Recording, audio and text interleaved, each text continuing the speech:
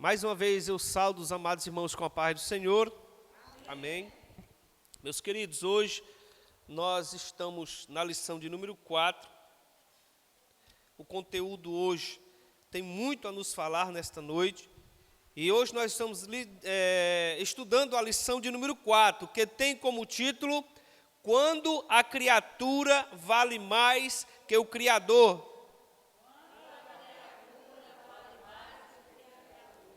Texto áureo: pois mudaram a verdade de Deus em mentira, e honraram e serviram mais a criatura que o Criador, que é bendito eternamente. Amém. Romanos 1, 25.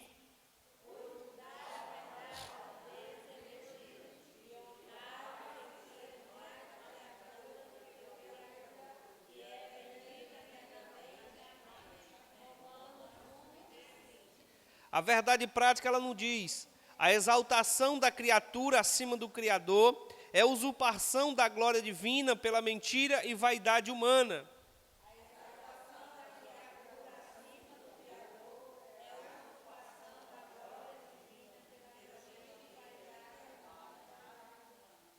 A leitura bíblica em classe, ela se encontra lá em Romanos, capítulo de número 1, a partir do versículo de número 18, até o versículo de número 25.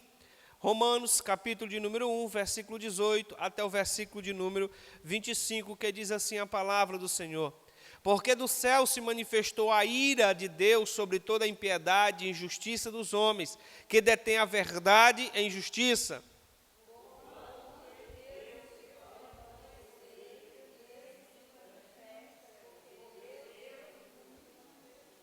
Porque as suas coisas invisíveis, desde a criação do mundo, tanto o seu eterno poder como a sua divindade, se entendem e claramente se veem pelas coisas que estão criadas, para que eles fiquem inexcusáveis.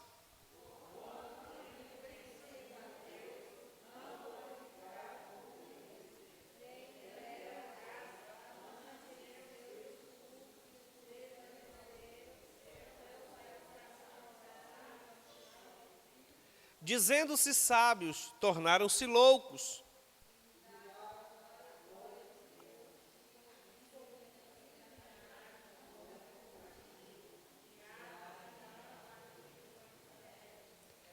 Pelo que também Deus os entregou às concupiscências do seu coração, à imundícia, para desonrarem o seu corpo entre si todos, pois mudaram a verdade de Deus em mentira, e honraram e serviram mais a criatura do que o Criador, que é bendito eternamente. Amém.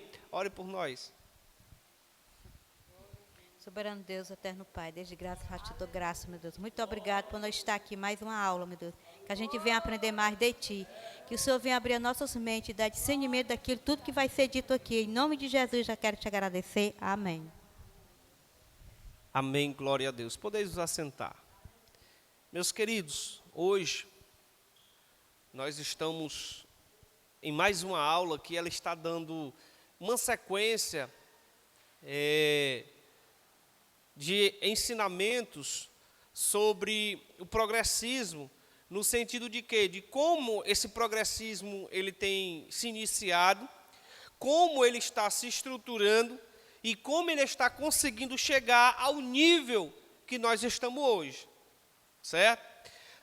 A gente observa que cada aula, principalmente das anteriores até agora que nós estudamos, nós estamos vendo que alguns assuntos, querendo ou não, eles acabam se repetindo. Por quê? Porque é como se fosse uma continuidade, mas ele traz assim, tipo, como se fosse uma forma de uma relembrança àquele assunto, para que você não possa esquecer, e assim dar continuidade àquilo que nós estamos aprendendo, tá certo? Então, hoje a gente está estudando a lição de número 4, que ela tem como título: a criatura vale mais do que o Criador. Só pela lição a gente já consegue tirar um pouco de base daquilo que nós vamos estudar hoje. O que é a criatura? Quem é a criatura? Somos nós. Quem é o Criador? Deus. Aí o título já está dizendo: quando a criatura vale mais do que o Criador. Já dá para nós tirarmos uma conclusão de quê? De que o ser humano está querendo tomar uma posição em que, para ele, Deus não é nada, Deus é um ser qualquer, digamos assim, vamos utilizar esse termo para a gente tentar entender bem melhor, e a gente vai tirar essas conclusões exatamente dentro da lição, porque dentro da lição a gente vai ver alguns pensamentos que foram criados tentando descaracterizar a autoridade maior de Deus a quem nós servimos, tá certo? Então a gente vai dar continuidade, ó, vamos lá, para a introdução, ó. A soberba e a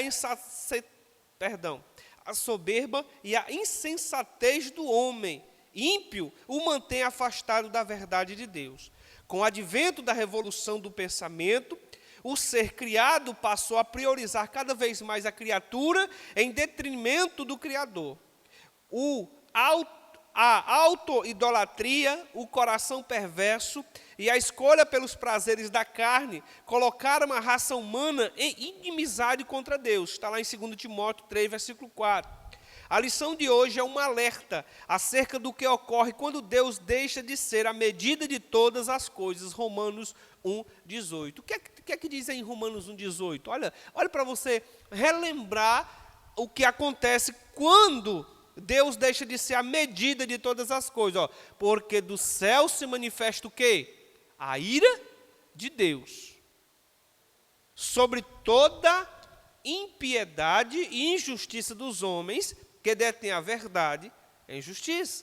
Aqui a gente já tira uma pergunta básica.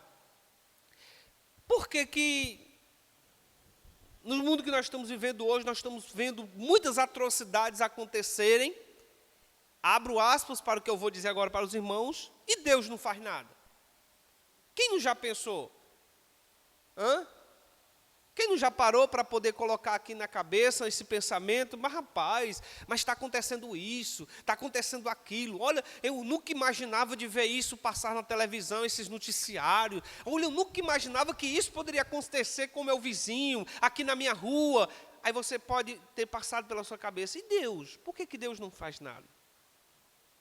É porque nós estamos dotados, irmãos, de um livre-arbítrio, que nós temos o poder, digamos assim, de escolha, de escolher o bem e de escolher o mal. E nós, pela natureza humana, pecaminosa, que nós já estudamos, nós tendenciamos a fazer o quê? Aquilo que não agrada a Deus. E quando a gente faz isso, aquilo que não agrada a Deus, e principalmente com as evoluções que aconteceram do pensamento humano, eis aí o maior problema, foi essas evoluções do pensamento humano, que fez com que o homem se depravasse de uma forma, digamos assim, de uma maneira que eu não tenho nem palavras para dizer, nessa depravação humana, diante de Deus. Por quê? Porque aqui nós vemos que o próprio Deus, ele faz com que, quando o homem se deprava de uma forma tão que ele está se depravando, o próprio Deus entrega a ele as suas próprias concupiscências.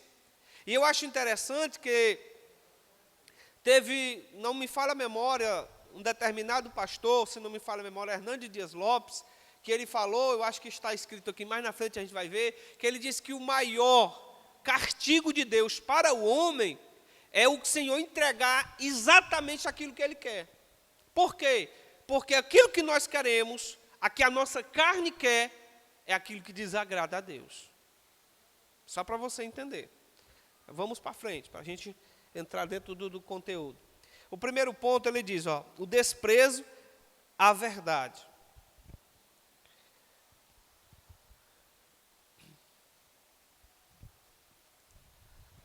A impiedade e a injustiça. O termo impiedade é a tradução do grego acebeia, que significa irreligiosidade. Misericórdia, Jesus. Irreligiosidade. Ele refere-se à decisão do ser humano de viver como se Deus não existisse.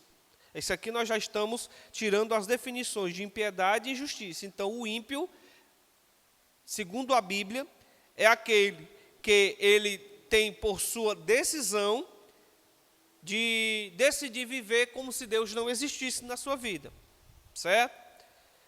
Já o vocábulo injustiça vem do grego adikia e significa sem retidão. A palavra carrega a ideia de não ser reto diante de Deus e nem com o próximo. Ambas as palavras revelam a situação geral da humanidade não regenerada, sua idolatria, o culto à própria criatura, a perversidade e a depravação moral. Então, quando nós falamos assim, o ímpio, ele não quer nada com Deus, é exatamente, primeiro, por quê? Porque a palavra impiedade, a sua tradução do grego, ela traz o sentido de que é alguém que quer viver como se Deus não existisse. Já a própria injustiça, ela tem como seu significado sem retidão. Então, é um homem, primeiro, que ele quer viver sem Deus, como se Deus não existisse. É aquele chamado, tipo assim, eu sou dono do meu próprio nariz, eu faço o que eu quero, eu faço o que bem me aprouver fazer, sem entender que as consequências daquilo vai vir sobre a minha vida mais cedo ou mais tarde. Se não vier exatamente, digamos, aqui na terra, mas quando Jesus voltar para buscar o seu povo, a maior consequência é: deixarei de ganhar os céus como herança e entrarei aonde? No inferno, né? E a injustiça é exatamente o termo e o sentido que ele mostra sem retidão. É um homem que não está nem aí para o que está acontecendo, ele não tem um caminho reto diante de Deus a seguir. Primeiro, ele se reconhece que ele faz como se não existisse Deus. Então, para que haveria uma retidão, né? Vamos continuar. Que expressam a decisão deliberada do homem em desprezar a verdade divina. Essa investida contra o temor a Deus e a relativação do pecado aprisiona e caracteriza a consciência humana. Tais ações provêm da recusa do homem em glorificar o Criador. Tudo isso já está em volta exatamente do que nós estudamos nas lições passadas, sobre a relativação do pecado. Ou seja, o pecado não existe. Isso é coisa que botaram na nossa cabeça. Isso aqui foi com essa evolução do pensamento humano, que esse foi o maior problema. O homem pensar que ele, por si próprio, pode fazer algo sem que haja um Deus. Nós vamos ver aqui já no segundo ponto, exatamente esses pensamentos que eu estou falando para os irmãos, essa evolução de pensamento. Mas a gente está trazendo essa introdução relacionada o desprezo à verdade, que é o que nós estamos vendo nos dias atuais. As pessoas desprezando a própria verdade, que a verdade é quem? O próprio Deus. Então vamos aqui, ó.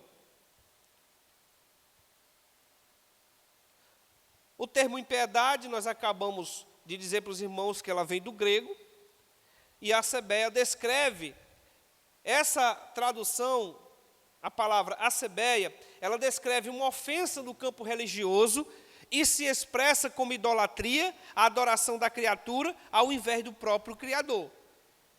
Isso aqui eu fiz uma síntese para os irmãos entenderem exatamente o que é uma pessoa ímpia, aonde vem da sua tradução da palavra grega acebeia, que significa exatamente uma pessoa, uma forma de ofensa do campo religioso, e ela é expressa como a idolatria. A pessoa idolatrar, nós vamos ver mais na frente que tipos de idolatria existe, porque a idolatria que a gente normalmente conhece, não é só adorar a outro Deus. Isso aí é o que mais nós vemos as pessoas falarem sobre a idolatria. Mas quando a gente for ver o que realmente é a idolatria, o mínimo detalhe faz com que deixe de ser uma coisa comum e torne-se uma própria idolatria. Como, por exemplo, adorar a si próprio. A gente vai ver mais na frente. Adorar aí a um determinado cantor, a um determinado pregador, a um determinado pastor. Pode-se deixar de ser uma admiração pelo conhecimento que ele tem de repassar para cada um de nós, para uma idolatria. Ou seja, se não fosse o fulano de tal, nada disso teria acontecido. Não existe fulano de tal. Existe o Deus que está na vida dele ou dela, ou de qualquer um de nós. É aí onde essa evolução do pensamento está tirando o sentido teocêntrico, ou seja, Deus no centro de tudo, e colocando o sentido antropocêntrico, que é o quê? É o homem no centro, ou seja, tira Deus, digamos assim, Deus Deus do foco, e agora entra quem? Entra o homem, pelo seu conhecimento, pelo saber da ciência, pela evolução. Tudo isso nós estamos vivendo hoje, algo que traz o sentido de uma evolução, a ponto de que se nós não tivéssemos essas tecnologias que nós temos hoje, digamos assim, nós não conseguiríamos sobreviver. Ou seja, está tirando Deus do centro e colocando quem? O homem, certo? O vocábulo injustiça, a gente também pegou, e desse vocábulo, que é adiquia, ela significa a perversidade moral e é exemplificada pela imoralidade e pela maldade. O maior exemplo, digamos assim, traz o termo de imoralidade e da própria maldade. E nós estamos vendo isso nitidamente nos nossos dias que nós estamos vivendo. É o que mais estamos vendo. Eu conversando com a minha avó dizendo para mim, disse, meu filho, eu nunca imaginava de ver tais coisas como eu estou vendo hoje. Só para você ver como é que nós estamos numa depravação moral, social, ética, tremenda. Ambas as palavras revelam a situação geral da humanidade não regenerada. Tá certo? Vamos mais adiante aqui. Eu também trouxe um pequeno subsídio em cima disso aqui, ó. Segundo John Scott, a autorrevelação de Deus, por meio das coisas que foram criadas, tem 4 características básicas. Quais são elas? Ela é universal ou geral, porque se destina a todo mundo em todos os lugares. Ela é natural, porque se deu por ordem natural. Nisso ela se opõe ao sobrenatural, que envolve a encarnação do Filho e a inspiração das Escrituras. E ela é contínua, pois vem desde a criação do mundo e continua dia após dia, noite após noite, ao contrário da revelação final, que é completa em Cristo e nas Escrituras.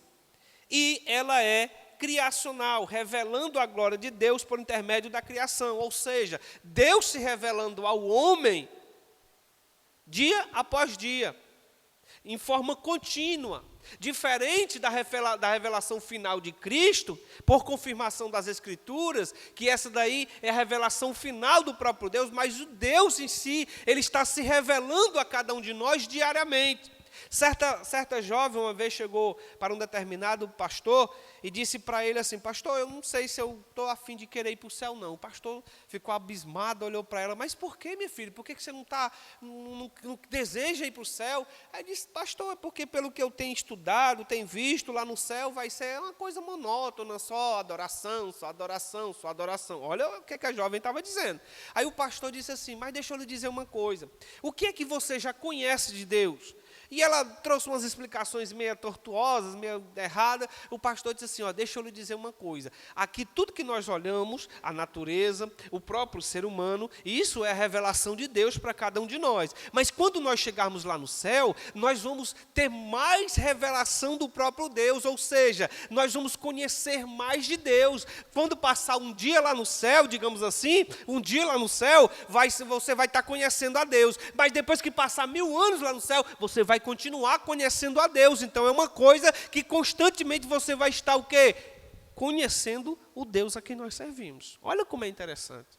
Aqui na terra nós vimos que ele se revela de todas as formas para cada um de nós. É isso o que os pensamentos evolucionistas, digamos assim, eles estão querendo tirar, de que Deus é um ser que alguns deles até teve a ousadia de escrever que Deus foi surpreendido pelo pecado de Adão e Eva, né, que eles pecaram e que ele errou e tal. Só para vocês entenderem a que ponto eles colocam Deus, igualam o melhor, abaixo do ser humano. É o ser humano que é o ser humano que pode, e Deus... Vamos ver mais na frente, para os irmãos entenderem. Agora nós vamos para o segundo subponto, ó. A insensatez humana. O apóstolo Paulo assegura que a revelação geral de Deus, por meio da natureza, faz com que o ser humano possua o conhecimento sobre o Criador.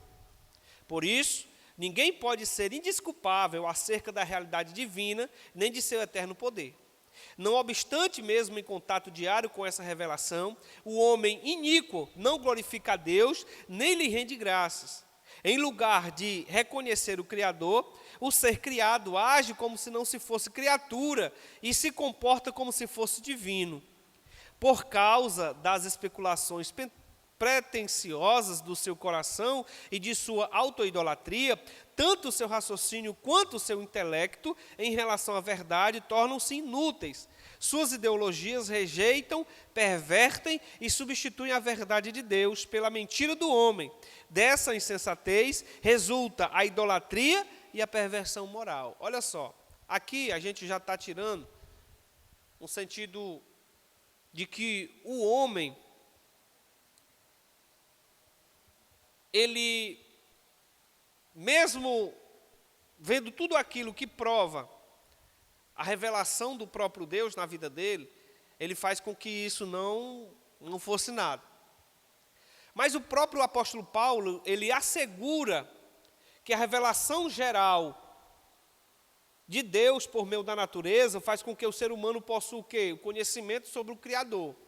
Só que essa evolução, mais uma vez trago a informação sobre a evolução do pensamento humano, fez com que nós entendêssemos que nada disso foi pelo criacionismo, certo? Foi a evolução.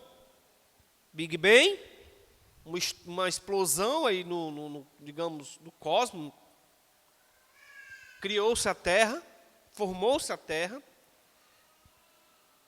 Alguns têm algumas teorias que a criação o homem veio do macaco. Outras teorias veio daquele girino. Quem sabe o que é o girino? Veio do girino, só para você ter ideia. Algumas teorias que o homem veio do girino. E tudo isso veio se evoluindo. A evolução. Ou seja, tirando Deus do foco. Olha para você ver aí a que ponto está chegando o pensamento do homem. Só, irmãos, que quando nós chegarmos lá no céu, não vai ter ninguém que vai, digamos, olhar para Deus e dizer: Senhor, eu não sabia que o Senhor não existia. Porque tudo que está à nossa volta, não estou falando de construção igual a essa, mas relacionado à natureza, as coisas que acontecem sobrenaturalmente, por exemplo, as nuvens se formarem no céu e de lá gerar água para se cair, para poder molhar a terra, aguar as plantas aqui, a natureza, tudo isso está o quê? Fazendo com que a revelação de Deus seja manifesta a cada um de nós, certo? Vamos mais à frente.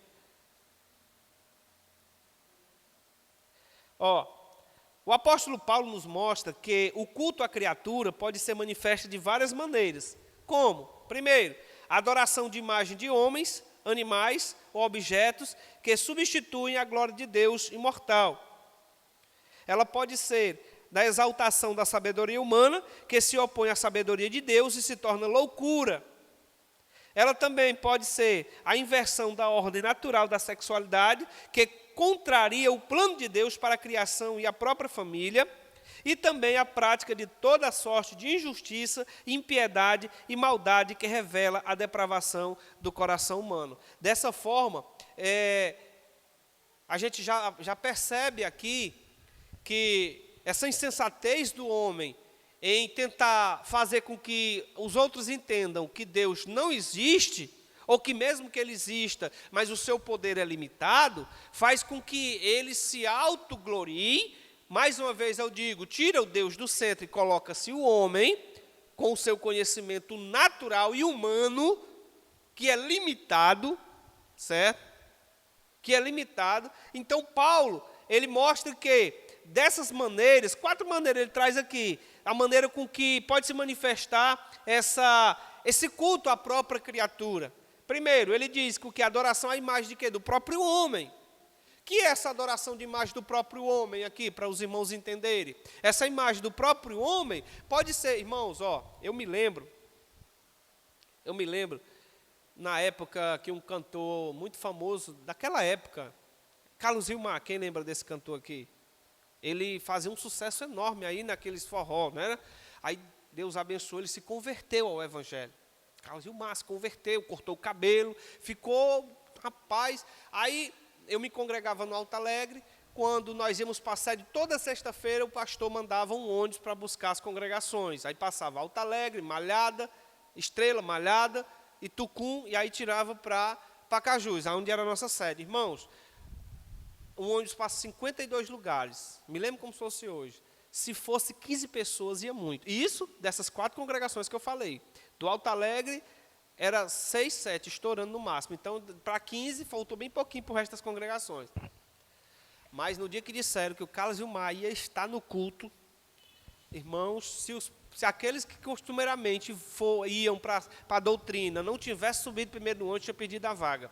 Ficou gente no decorrer do caminho, porque não coube. Não coube. A igreja, a sede estava lotada, porque queria ver quem? Será que é Deus? Será que era Deus que eles queriam ver? Porque na doutrina o ônibus passava, e por que não lotou? Só lotou no dia que estava um homem que, graças a Deus, Deus o trouxe para o seu evangelho, tirando lá do mundo e trazendo para a casa do Senhor. Você vê hoje que igrejas, para poder atrair as pessoas, tem que trazer um cantor de fora, tem que trazer um pregador de fora, porque se não trouxer, não consegue atrair as pessoas. Aí eu fico me perguntando aonde entra a posição de Deus. Não estou dizendo que não possa trazer alguém de fora, não, de jeito nenhum. Eu estou falando no sentido de que o ser humano hoje está adorando ao próprio homem e esquecendo de quem? Do Criador. Ele está adorando quem? A criatura. Nós temos casos que a gente observa de pessoas, irmãos, que veneram pastores como se, por exemplo, você está precisando de uma cura, mas você não sabe se ajoelhar e orar, porque nós entendemos que o véu foi rasgado de alto a baixo. O meu acesso agora foi liberado diante de Deus, quando Jesus morreu na cruz do Calvário. Aí, em vez de eu me ajoelhar e orar, não, eu tenho que ir no pastor fulano de tal, porque ele tem o dom da cura. Será que se eu me ajoelhar e eu conversar diretamente com Deus, será que eu não poderia obter essa cura? Sim ou não? Sim. Então eu tenho que estar procurando o pastor, eu tenho que estar procurando o pregador, crentes procurando movimentos. Um determinado pastor, não vou falar nome, começou aqui no Horizonte fazendo um movimento muito grande. Cura, revelação. E eu me lembro dos irmãos da Alto Alegre deixando de ir para os cultos, para vir porque lá Deus falava, porque lá Deus revelava, porque lá havia cura. O final desse pastor foi atrás das grades porque engravidou uma jovem. Aí eu digo para os irmãos, essa adoração que o apóstolo Paulo exatamente está mostrando, que o homem está adorando mais a si próprio. Quando eu digo si próprio, não é exatamente apenas o seu próprio corpo, mas eu estou falando do homem em si. Nós temos um pastor na nossa igreja que prega a palavra, doutrina a palavra, busca trazer a palavra de acordo com aquilo que tem que ser ministrado. E quantos irmãos não dão esse devido valor, mas tragam um pregador de fora, de renome, esses aí que participam de eventos gigantescos aí pregando a palavra, para ver se aqui não lota. A busca está onde? É Deus? A exaltação da sabedoria humana. Essa exaltação da sabedoria humana, isso está virando febre. Porque o homem, com esse conhecimento que ele diz que é alguma coisa, que diante de Deus não é nada, porque enquanto o homem acha que sabe de alguma coisa, Deus já sabe de todas as coisas.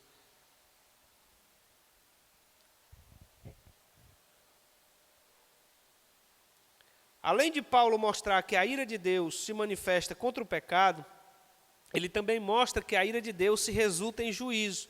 Vejamos algumas características do juízo de Deus. O juízo de Deus é tanto temporal como eterno. Enganam-se aqueles que pensam que o Deus do juízo está dormindo, inativo ou indiferente ao que acontece no mundo. o estado de degradação em que a sociedade se encontra já é uma retribuição divina, uma manifestação temporal do seu juízo. Ou seja, Deus não está dormindo. O juízo dele já está acontecendo na humanidade. Pode ter certeza disso. O juízo mais severo de Deus é dar aquilo que o homem quer. Eu já falei para os irmãos, Deus pergunta, é isso que você quer? Seja feita a sua vontade. Esse é o maior juízo de Deus, entregar o homem a si mesmo, a sua própria vontade. Os homens que tanto amam o esgoto do pecado são enviados para lá. O que querem, eles terão. Deus nos entrega o próprio pecado. E por último, segundo o reverendo Hernandes Dias Lopes, o homossexualismo é o mais baixo nível de depravação moral e a maior expressão do juízo de Deus. Paulo diz que Deus entregou tais homens, o quê? Primeiro, a imundícia, as paixões infames e uma disposição mental reprovável, ou seja, pensamentos reprováveis. Tanto a imundícia como as paixões infames, assim como a disposição mental reprovável, aponta para a imoralidade sexual, sobretudo o homossexualismo. Em sua ira, Deus entrega àqueles que o desonram a desonra de seu próprio corpo.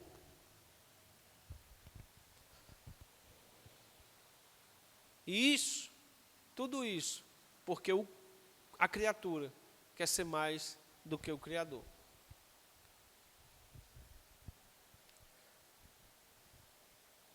Culto à criatura. Ao rejeitar a Deus e suas leis, os filhos da ira são deixados à mercê de seus desejos pecaminosos, dentre eles a impureza sexual e a degradação do próprio corpo. Aqui no texto bíblico ratifica a anunciada ira de Deus sobre a impiedade e a injustiça dos homens. Corrupção moral do ser humano deriva de sua rebelião contra Deus, sua natureza caída troca a verdade pelo engano e prefere honrar e servir a criatura em lugar do seu Criador. Assim, na religião, os seres criados passam a ser cultuados. Nas ciências, a matéria é colocada acima de Deus. Na sociedade, o artista, o atleta, o político ou o líder religioso se tornam uma referência de idolatria em afronta ao Criador, que é bendito eternamente. Isso aqui, irmão, isso aqui é muito forte, porque, assim, dando continuidade ao que eu já comecei, essa auto-idolatria, ou a idolatria à própria criatura, já falei dos líderes religiosos, mas também tem os líderes, seja eles políticos, seja ele do próprio conhecimento humano, que as pessoas venerar. Quando é no âmbito político, você escolher um determinado candidato pelo fato de que ele segue a linha de raciocínio, ou por que não dizer os preceitos da palavra de Deus, ok. Agora, você pegar ele e venerá-lo como Deus, que ele, se ele, digamos assim, se não fosse ele, ou se não for ele, não vai acontecer nada, o mundo vai acabar, o país vai se depravar, tem que ser ele, porque ele é o salvador da pátria. Não existe, porque isso a gente já está puxando para o sentido de quê? De adoração ao homem. De adoração ao homem. Nós não estamos aqui falando de candidato A, candidato B. Nós estamos falando no sentido de que as pessoas estão pegando uma determinada pessoa que é falho, que é igual a mim, igual a você, que se candidata. Não, mas ele vai ser o salvador da pátria. Não existe um ser humano para dizer que ele vai ser o salvador da pátria, a não ser que ele esteja na direção de Deus, e Deus é quem o direcione a fazer aquilo que está segundo a sua vontade, a vontade de Deus, não a do homem. Agora aqui a gente vai ver exatamente sobre a revolução desses pensamentos, a revolução do pensamento humano. Primeiro, a gente vai começar pelo renascentismo, certo?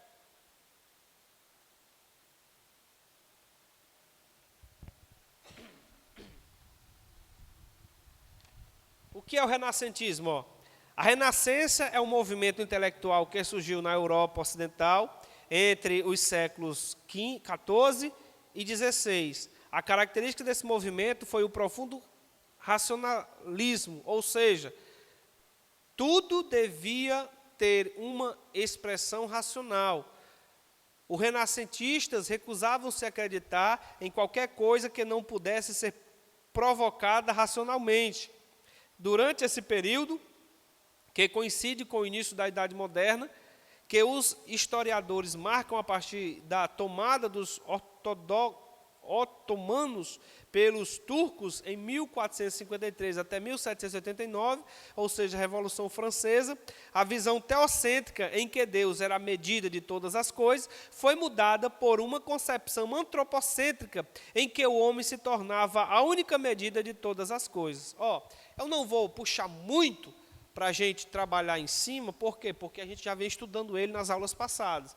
Então, aqui eu trouxe em resumo, o Renascimento foi um movimento artístico e cultural que teve início no século XV, na Itália, e que se espalhou pela Europa. Os renascentistas recusavam-se a acreditar em qualquer coisa que não pudesse ser provada. O que é isso?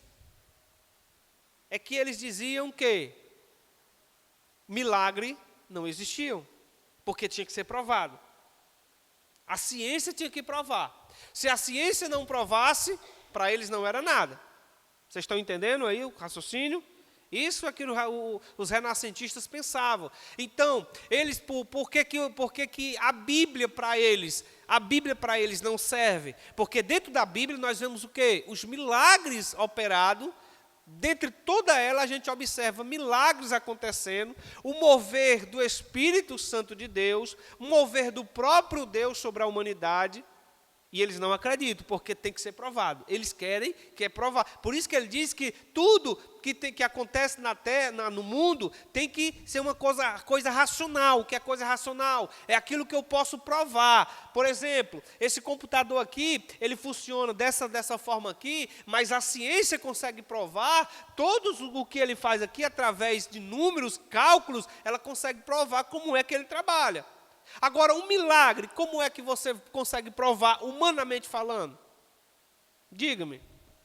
Quem dos irmãos aqui já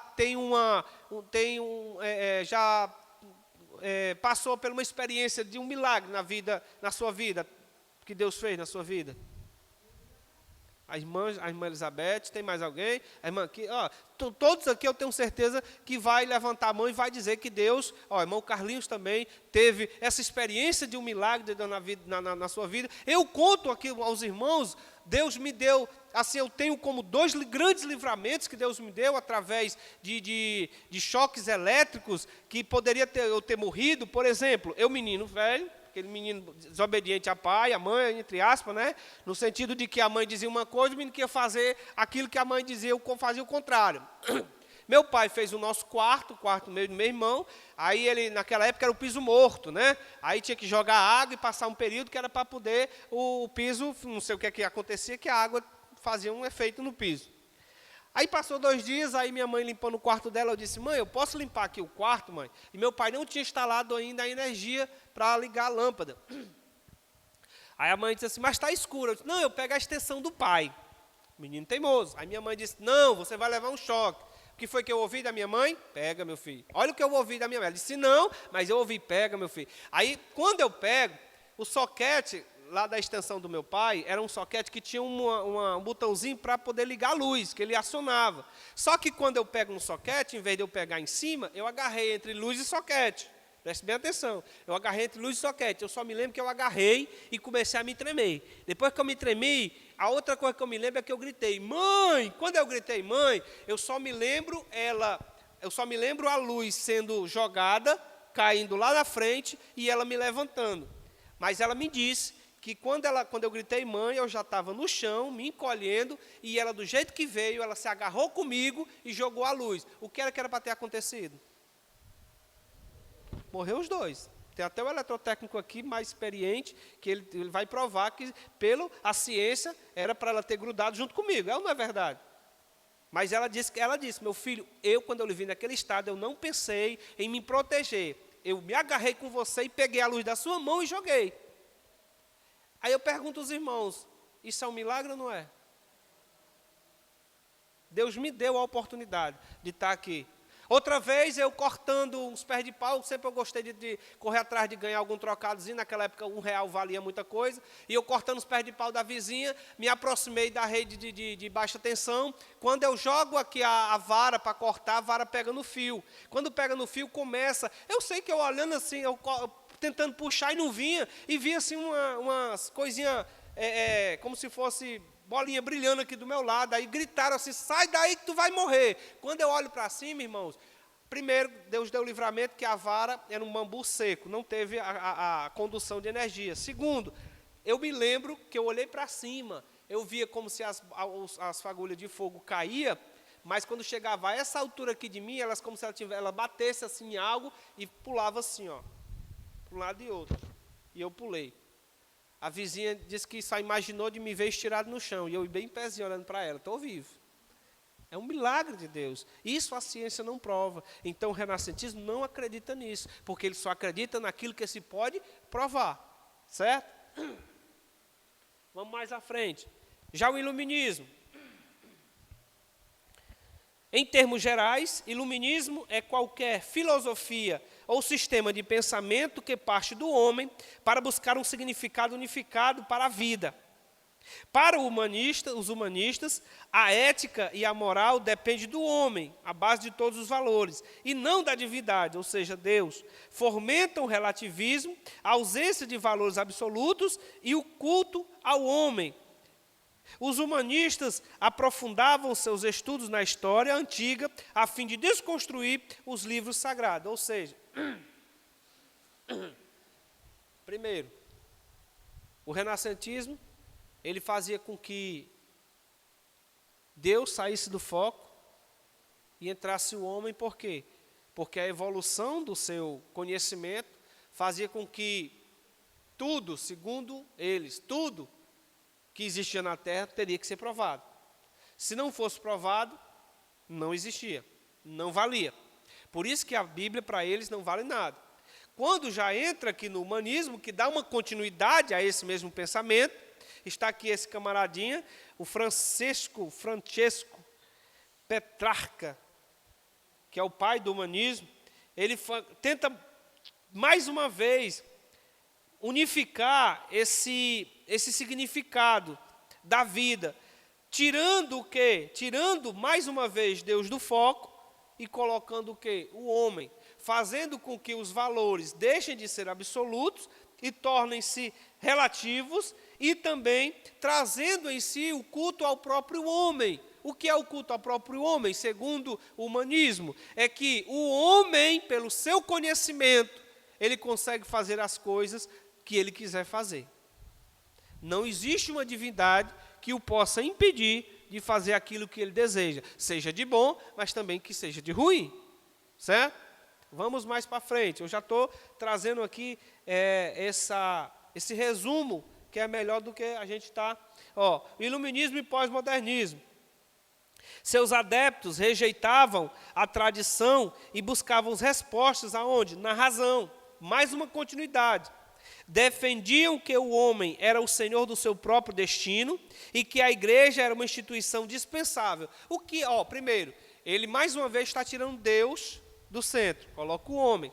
O homem, ele é responsável pelo seu próprio destino. Não tem nada a ver com Deus. E ele tenta provar que a igreja é dispensável. O que é a igreja dispensável? É que o homem não precisa estar na igreja, ou seja, numa religiosidade onde existe um Deus, criador de todas as coisas, que para eles não existe esse Deus. Então, se esse Deus não existe, para que eu estar na igreja?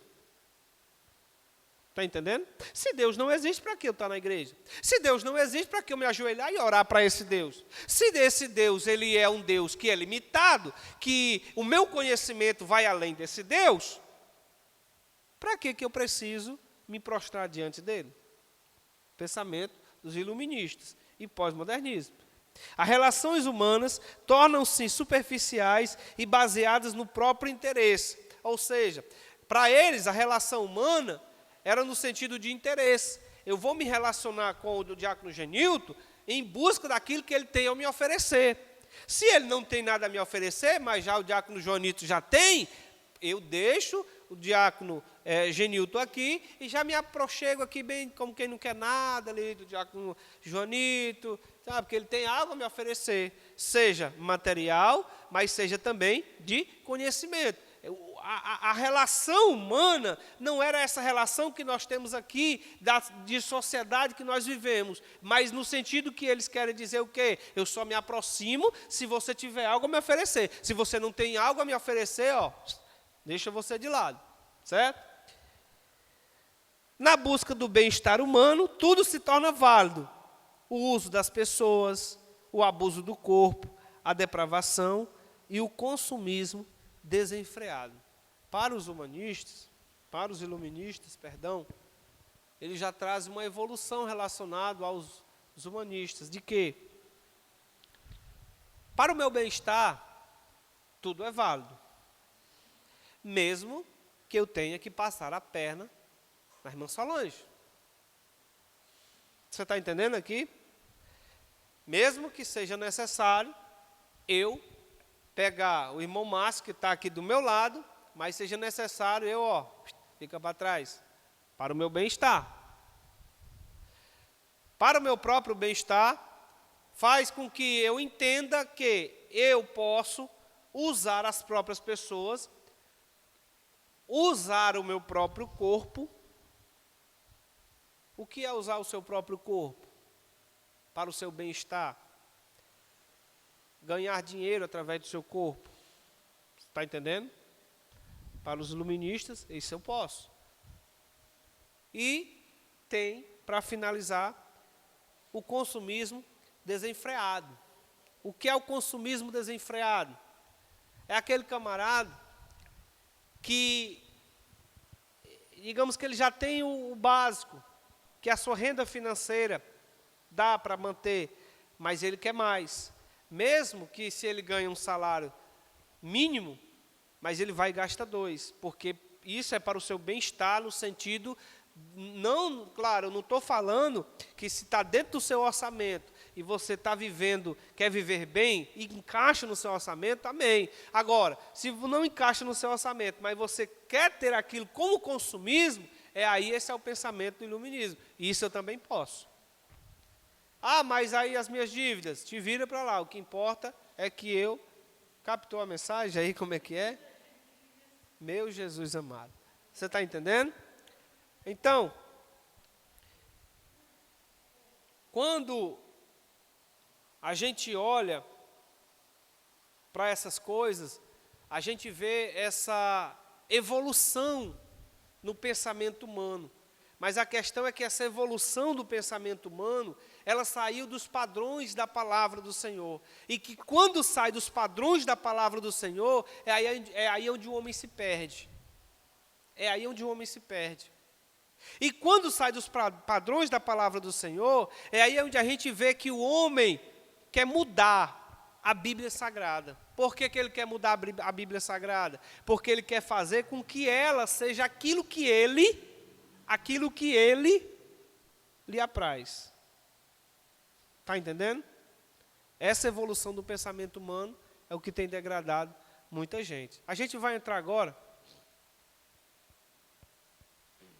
no terceiro ponto, tipos de auto-idolatria. Eu queria convidar o diácono Genilton para estar trazendo esse terceiro ponto para nós nesta noite.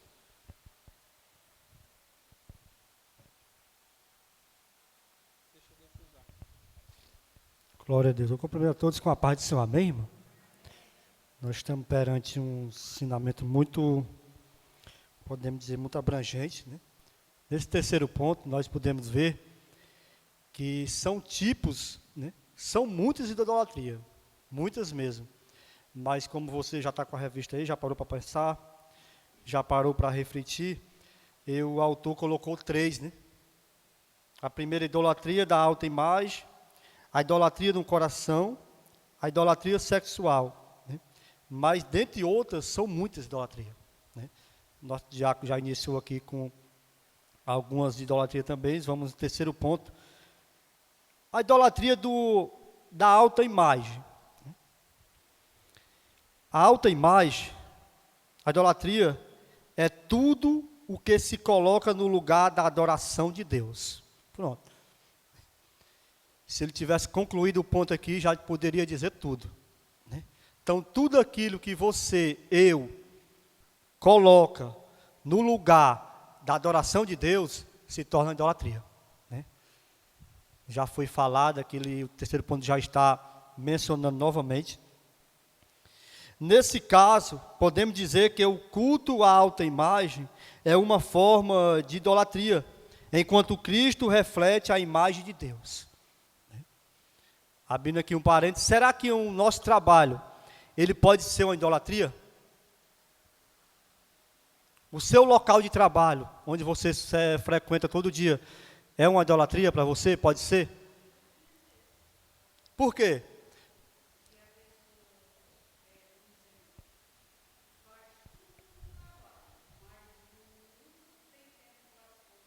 Isso. Então, justamente isso aí, né? Eu posso ligar para o pastor um dia de culto: pastor, eu não posso ir hoje, vou folgar. O pastor vai fazer o quê? Vai obrigar você a vir? Vai lhe dar uma justa causa? Vai lhe expulsar da igreja? Nadinha disso, né?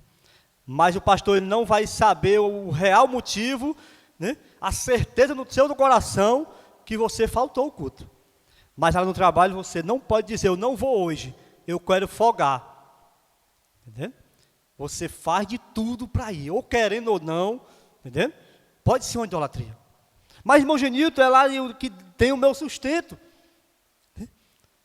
Mas aí, como a irmã Elizabeth disse, para as coisas de Deus, às vezes a gente arruma até desculpa para não vir. E pode ser uma idolatria grande. Passa o dia inteiro idolatrando, ou seja, fazendo subordinado lá, mas quando chega a noite: Senhor, eu estou cansado. Então a nossa alta idolatria, na alta imagem, né, que era para ser idolatrar o próprio Cristo, né? Então, enquanto o Cristo reflete a imagem de Deus, e às vezes não está sendo. O narcisismo humano reflete a natureza do pecado. Ele quer dizer o quê? O amor à própria imagem, né? Sou eu que faço, sou eu que tenho, né? Sou eu que consigo, sou eu que conquisto, né? Está se amando a própria sua imagem, né? Esquecendo a imagem de Cristo. Continuando, o apóstolo Paulo relata o homem caído como uma pessoa, primeiro, egoísta, amante de si mesmo, avarento, amante do dinheiro, odiosa, sem amor para o próximo, rebelde, sem amor para com Deus, e hedonista, amante dos deleites. Tem alguém assim, irmão? Você já conheceu? Já presenciou? Né? Que tem esses, podemos dizer, essas 5 características que o autor falou, né? Egoísta, que só quer para si, né? Só quer conquistar para si, como foi falado aqui, o que tem não está se fazendo seu ego, né? Quanto mais quem mais quer. O amor ao próximo, né? Fica para ir, eu vou ganhar o meu, entendeu? Então tem essas pessoas, irmão. Infelizmente as mensagens do nosso pastor hoje, né, está refletindo isso, né? Muitos estão querendo trazer o mundo para cá. E vai acontecer um dia que vai vir os infiltrados, né? E vai acontecer o quê? Os egoístas, os avarentos, né? Os odiosos, ou seja, sem amor ao próximo, rebelde, né?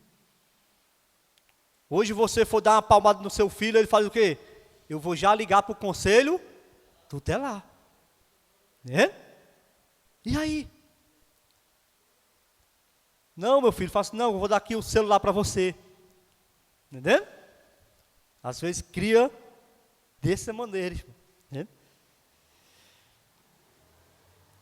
Deste modo, uma pessoa não regeneradora tem a necessidade de autopromover-se, desenvolvendo uma opinião elevada de si mesmo, né?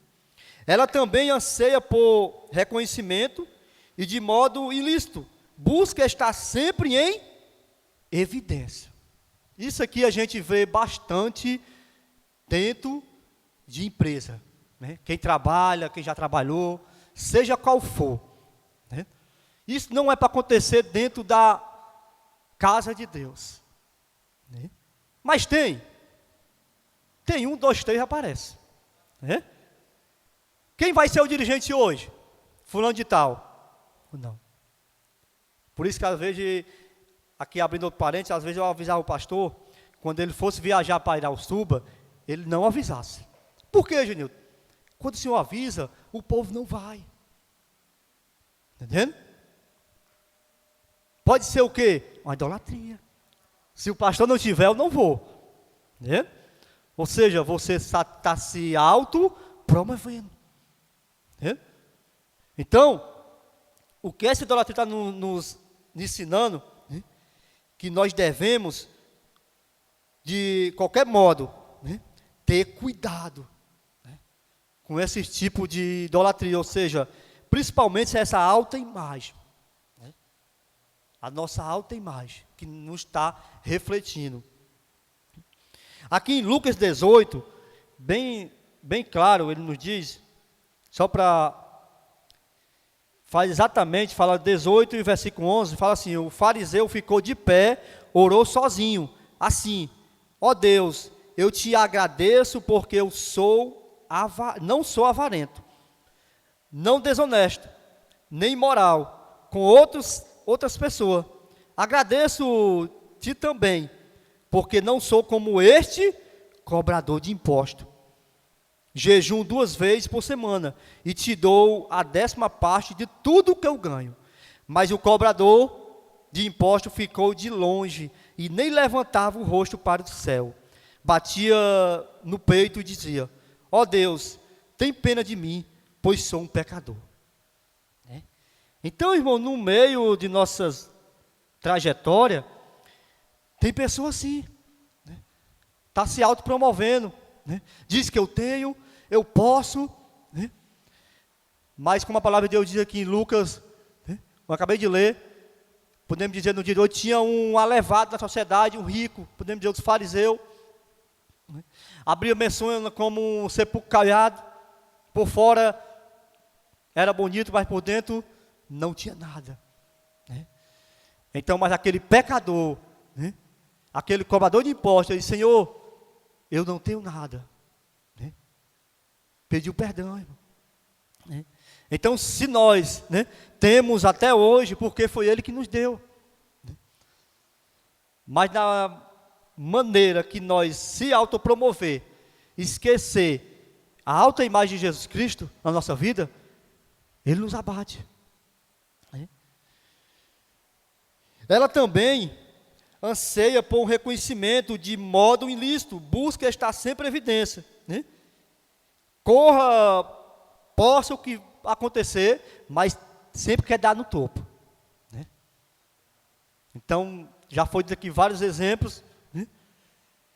Sempre quer estar em evidência, né? Contrária à idolatria, a Bíblia ensina que a primazia de Cristo não do homem. Tem que priorizar quem? Cristo, irmão, né?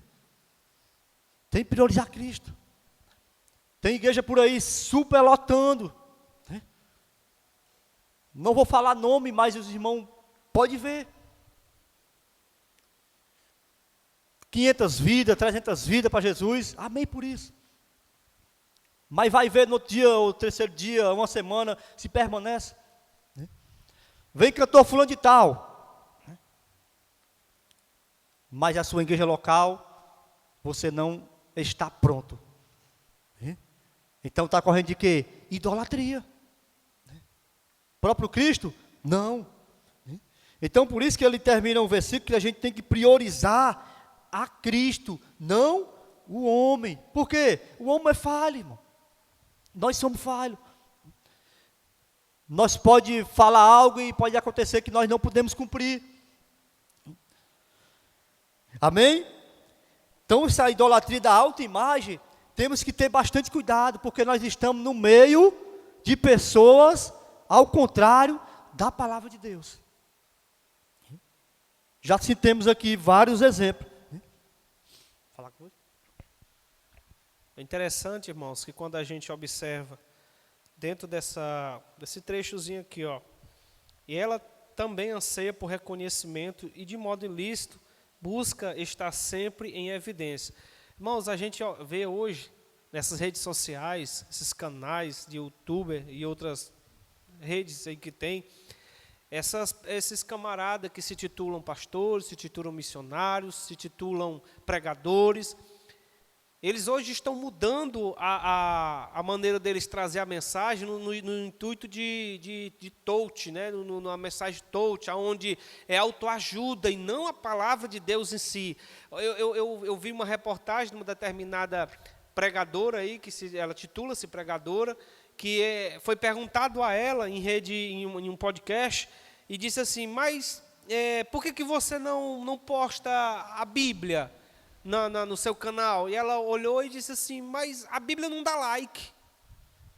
Ou seja, o auto-reconhecimento que uma pessoa dessa está querendo não é de propagar a palavra do Senhor, e sim, ela quer esses likes para quê? Para que o status dela venha subir, de uma forma que esse auto-reconhecimento aqui tira Deus, mais uma vez, tira Deus do centro e entra quem? E entra o homem. É por isso que exatamente a idolatria da autoimagem é eu. E Deus, Deus, se der certo, eu encaixo ele aqui no que eu estou falando. Amém? Então vamos para o segundo ponto. Outra idolatria, a idolatria no coração. Né? Essa outra idolatria no coração, né? Eu creio que tem afetado muitos, né? Porque a palavra de Deus diz que é lá que maquina, né? Tanto para o mal quanto para o bem. Né? Vamos ver mais na frente. O coração se refere às emoções, à vontade e ao centro de toda personalidade. Ele também é descrito como enganoso e perverso, pois do seu interior saem os maus pensamentos, as imoralidades, a avareza, a soberba e a insensatez. Né? Em vista disso, Deus condena a adoração de ídolo no coração. Infelizmente, algumas pessoas chegam a aparentar que adora a Deus, mas na verdade serve aos ídolos em seus coração. Olha aí, irmão. Como o autor ele descreveu, né, essa passagem quando ele diz que infelizmente algumas pessoas chegam a apresentar, né, que adoram a Deus, mas na verdade serve aos ídolos em seus corações, né? E em suas práticas, né? Em suas convivências de vida, em seu caráter, né? Você serve em quatro paredes, diácono Jonito, mas lá no meio, podemos dizer, dos fariseus, está na roda, está emprestando seus ouvidos, né? Está batendo palma, está confirmando, ou seja, está malacinando seu coração de dentro, né? Então, quando ele nos diz, assim quem não teme a Deus, traz a idolatria no seu íntimo, quando prioriza a reputação pessoal, busca o prazer como bem maior, né? Nutre tendências supersticiosas e possui excessivos apego aos bens materiais, né? Olha aí, outro exemplo que ele nos traz.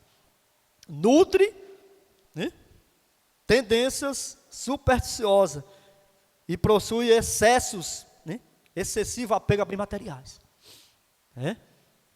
Então, às vezes, né, eu creio, né, que às vezes Deus ele quer abençoar alguém, né, que tanto quer algo, mas às vezes, irmão Caio, a nossa vontade é uma, mas Deus é outra. Porque Deus sabe o desejo do nosso coração. Se eu der ele vai me esquecer, né? Por isso que Deus trabalha ao nosso derredor, irmão. Ou seja, Ele nos capacita. Né? Às vezes nós não estamos prontos para receber a bênção que nós queremos. Por quê? Porque nós vamos apegar a bênção e vamos esquecer o Criador dela. Né? Por isso que Ele diz que nós não, né, jamais podemos apegar os bens materiais. Né? Eu conheço tantos hoje. Né? Desde que eu cheguei aqui em Horizonte, eu conheço um que até hoje espera um carro que foi profetizado na sua vida. E saiu da igreja e está lá hoje. Abriu o portão, está esperando. E aí? Né? Então tem várias maneiras, né, da gente decepcionar Deus. Como? Apego a coisas materiais. Né? Porque está no íntimo do coração. Mas não está no coração de Deus. Né? Quando Deus abençoa, Ele sabe. Né? Ele sabe a nossa necessidade. Ao contrário dessa postura, a fim de não pecar, somos advertidos a guardar a palavra de Deus no coração. Pronto. Nós temos que guardar a palavra de Deus no nosso coração, irmão. Todos os dias da nossa vida. Porque lá em Salmo diz, para não pecar contra ti. O que nós podemos fazer? Guardar a tua palavra. É difícil? É não, irmão. Já foi falado aqui várias vezes em culto, que a nossa regra de fé, quem é? É o nosso bem? É o nosso emprego? É a Bíblia Sagrada. Temos que guardar ela constantemente no nosso coração. Amém?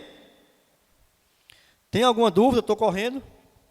Que os pontos depois que eu estou lendo, o ponto está bem resumido. Eu creio que está dentro para entender. Amém? Outra idolatria. Idolatria sexual. A falha no controle dos impulsos sexuais está associada à sensualidade, imoralidade e libertinagem.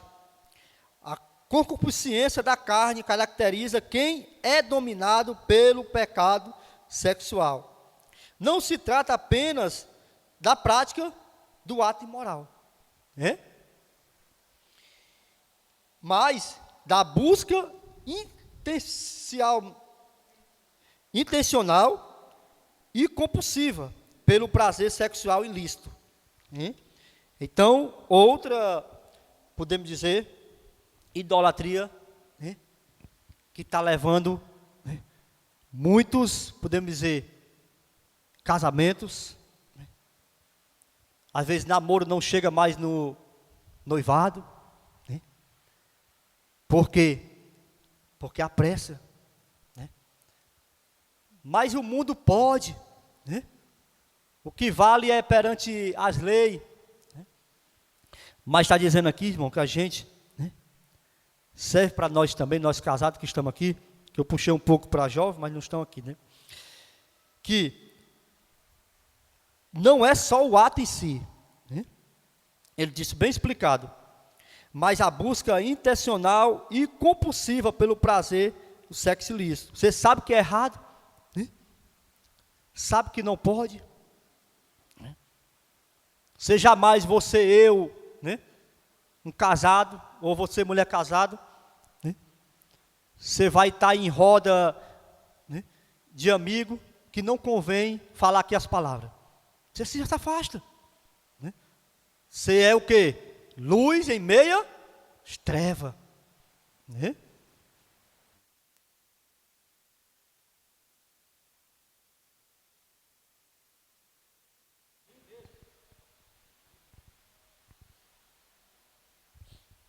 Louvado seja Deus, né? Que às vezes a gente somos mesmo tentados 24 horas, porque a palavra de Deus diz que Ele está ao derredor, né? Que procura tragar. Né? E principalmente a gente que está, né, sobre a palavra de Deus, a gente temos que vigiar constantemente. Então, já chegou para mim certa vez, né, no meu local de trabalho, né, um certo indivíduo enviado, né, pelo malicioso pelo inimigo, né? Ia passando uma moça, né? Aí ele, e aí, irmão? Dá para você? O sangue de Jesus tem poder, irmão. Eu tenho uma melhor do que em casa. Né? Eu escolhi ela para a vida inteira. E outra coisa, ela trabalha bem aí. Né?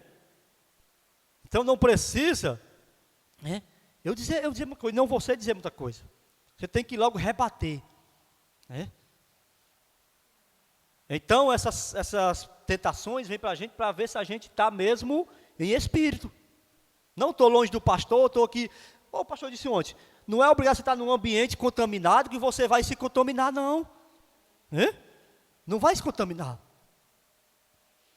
Então, da mesma maneira, como diz o autor aqui, que nem é o ato em si, mas só em você olhar, né, desejar, colocou no coração, e bateu o martelo e você esquece de tudo. Aí você já está cometendo um ato ilícito. Né? E nem fez o ato. Mas diz aqui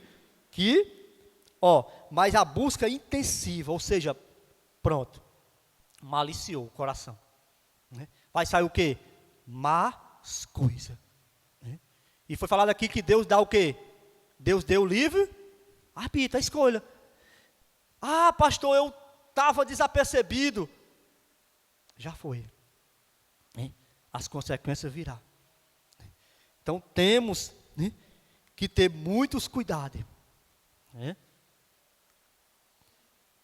Mas, continuando, é o ato da idolatria sexual identificado no coração, né, que eu falei. Identificou no coração. Então a adoração a Deus é trocada pelo culto ao corpo, a fim de satisfazer o ídolo da perversão e da lascívia por meio de pecados. A orientação bíblica para escapar desse mal é a seguinte: vivam no Espírito e vocês jamais satisfarão os desejos da carne. Amém? Se nós vivemos em Espírito, irmão, pode vir o que vier. Entendeu? Pode se levantar o que for, porque Ele foi quem diz. Quem? O Deus. Você pensa que às vezes nós somos bombardeados porque nós estamos com a verdade no nosso coração, não? Onde nós for, nós estamos sendo bombardeados. Se o ambiente que nós estamos está levando, né, próximo ao inferno, é obrigado nós ir? Eu chego de manhã no ambiente de trabalho lá, eu vou dar o bom dia, a pessoa assim, começou, foi o inferno aqui já. O Satanás está aqui, aí, Deus te repreenda. É desse jeito, irmão. Se for bom dia, mais tarde eu te digo, irmão, vai ser bom dia em nome de Jesus. Está obrigado a estar no meio? Não. Eu já disse várias vezes aqui que às vezes a gente, com medo de perder a amizade, perder talvez o emprego, perder ou seja, a libertinagem do nosso trabalho, a gente mente e deixar o Espírito Santo. Viu? Quantas as vezes mandaram eu requisitar algo, botar 5 metros e colocar um 50 metros, e eu não fiz? Sempre eu fui dito aqui, você é um besta. Eu disse, Deus está vendo, eu não posso. Quer fazer, foi fácil. Entende? E muitos dizem assim, tu idolatra o teu emprego. Não, Deus não fechou ainda. Né? Para que eu mentir? Entende? Às vezes você pensa só uma mentirinha, e Deus já está lá de cima, ó, pronto, fechou as portas. Né? E às vezes você diz assim, por que Deus aconteceu isso comigo? Né? Às vezes algo pequeno que você entristeceu o Espírito Santo perante o dia, sem pedir perdão, isso fez uma grande causa.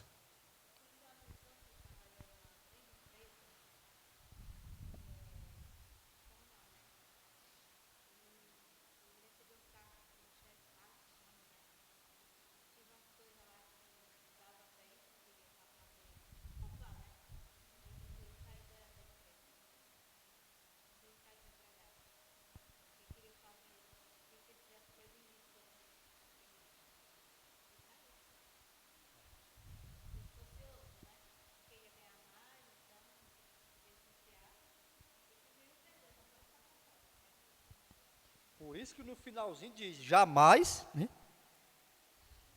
Vivam no Espírito. Quem? Está dizendo para quem? Para nós. Se nós andar em Espírito, nós vamos bombardear, né, o inferno. Que a palavra de Deus está dizendo. Mas quem não viver no Espírito vai fazer o quê? Satisfazer o desejo da carne, né?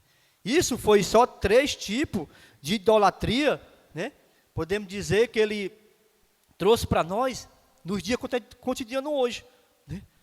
Eles estão querendo colocar na sociedade, né? Esquecendo Deus, já foi falado, né? É o que eu posso, é o que eu sei, né? E por último, sexualidade, né? Imagina a criança decidir o que ela quer ser, entende? Então nós temos que ter muito cuidado, irmão, porque breve Jesus voltará e ele requer de cada um de nós a prestação de conta. Amém? Então vamos idolatrar. Posso dizer isso aqui hoje? Vamos idolatrar a Cristo. Viu? Vamos idolatrar a Cristo. Vamos fazer de tudo para nós cumprir o que a palavra nos manda. Amém? E aqui eu agradeço a oportunidade em nome de Jesus. Amém? Glória a Deus. Irmãos, e interessante quando a gente está estudando sobre os tipos de idolatria, o diácono Genilton, ele mencionou que às vezes ele fez a pergunta, será que o trabalho pode se tornar uma idolatria? Pode. Por quê? Porque aí é onde entra a pessoa tomar a atitude de que você pode marcar, ter aquele determinado horário para você sair, porque tem os cultos, para vir para adorar a Deus, mas aí você diz, não, mas eu tenho meu trabalho, eu não posso fechar as portas, eu não posso parar de trabalhar, eu não posso deixar de... Não, porque, mas quando você entende que Deus está no controle de todas as coisas, o seu trabalho, ele tem um determinado período que não vai tirar a sua adoração a Deus, certo? Quando se fala da idolatria no coração, tem aquele sobre, no sentido do bel prazer, que você faz de tudo para você ter deixa eu tentar encontrar aqui uma palavra que não traga um duplo sentido. Por exemplo, o irmão Carlinho, mas a sua esposa, digamos que, entre aspas, eles trabalham autônomos, digamos assim, vou usar eles dois aqui.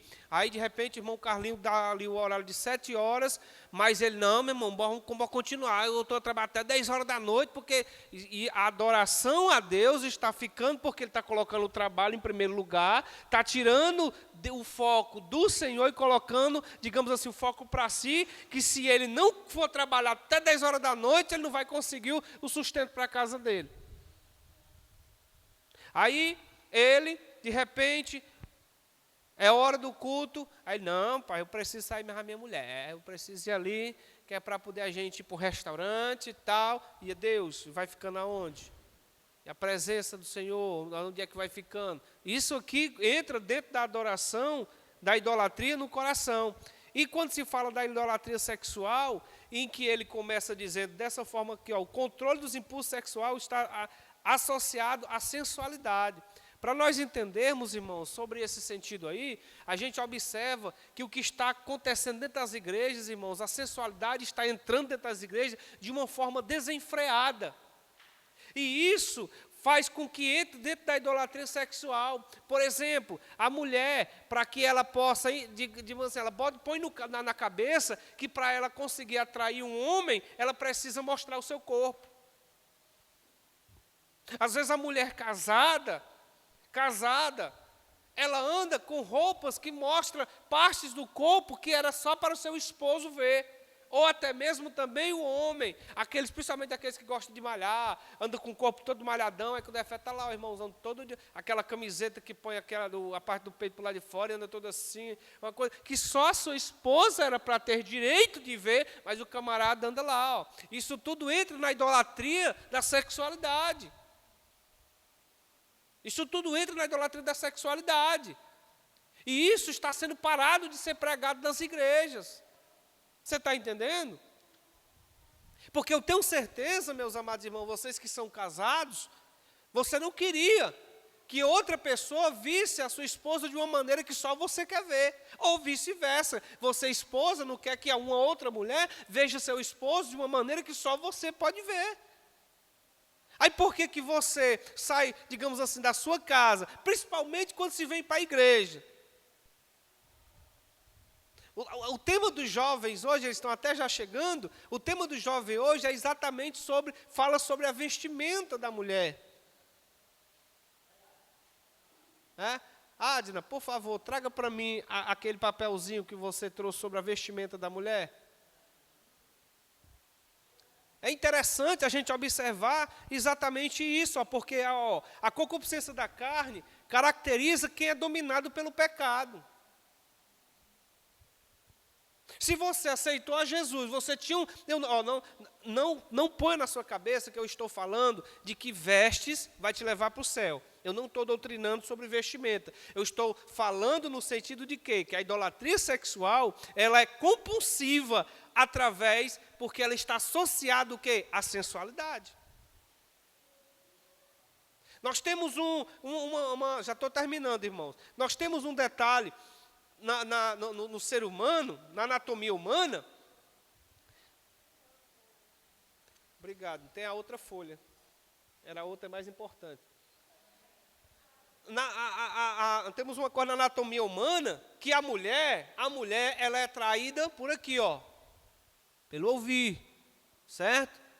O homem ele pode ser aquele camarada considerado bonitão, mas se ele não tiver um bom papo, a mulher faz logo isso, Ele pode ser aquele camarada considerado mais ou menos, mas se ele souber ganhar ela no papo, ela se cai. Analise. Vocês são casados, acho que vocês sabem disso. Já o homem, existe outro detalhe. Da anatomia, que faz parte da anatomia humana. Que o homem é atraído por onde? Pelo olho. Você está entendendo? Por mais, preste bem atenção no que eu vou dizer, por mais que você, no momento lá, você não vá sentir nenhum desejo, mas querendo ou não, dependendo de como a mulher passar ali, principalmente aquelas que não dão uma chave na sua vestimenta da parte de baixo, a tendência humana é que você faça, nem que você faça assim, Ixi. Mas pela tendência do homem. Tinha um irmão na igreja, muito obrigado, é essa aqui mesmo. Imagine o homem, não é não, irmã Maria Roli? E o interessante a gente observar, tinha até eu vou até trazer um exemplo rápido aqui, já vou terminar. Tinha um irmão lá na congregação onde eu me congregava, que quando passava uma mulher, ele fazia assim, a mulher passava, ele fazia assim, Aí eu dizia, irmão, pelo amor de Deus, a Bíblia diz que o olhar a segunda vez é que é pecado, então eu vou olhar logo de uma vez só, que pelo menos não é pecado. Olha a arrumação para você ver, isso aqui é para poder encaixar aqui, só para os irmãos descontrair. Mas, irmãos, a gente tem que ter cuidado, porque esse pecado, irmãos, ele faz com que a gente entre na compulsiva de que essa idolatria domine o nosso coração, ou seja, criarmos um altar dentro do nosso coração, que o homem, e que infelizmente, é triste dizer, mas também a mulher, entra dentro desse foco do que eu vou dizer agora, a ponto dela não se satisfazer apenas com o seu parceiro, ou a sua parceira, ou melhor, o seu cônjuge ou a sua cônjuge. Busca fora, busca relacionamentos fora. Isso tudo está dentro da idolatria da sexualidade, mas tenho que fixar mais uma vez, é impulsionado pela sensualidade. Para fechar, irmãos,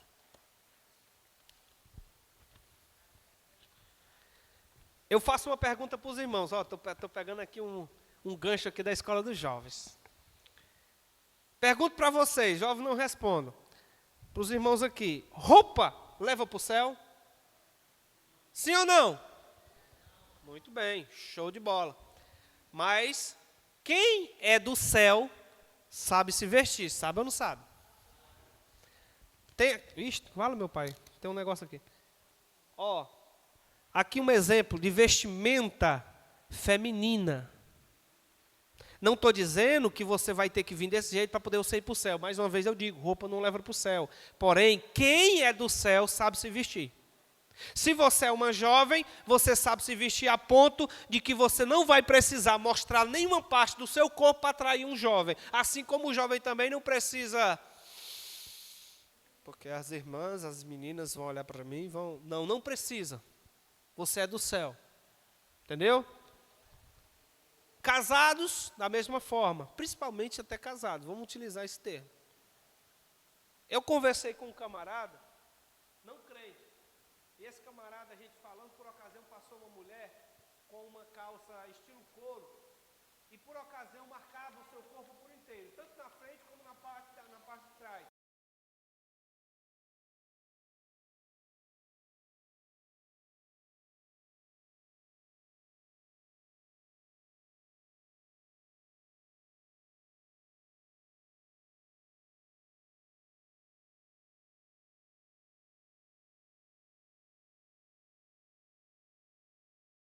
Qual a diferença do short curto, que dá para ver aqui a popa, né?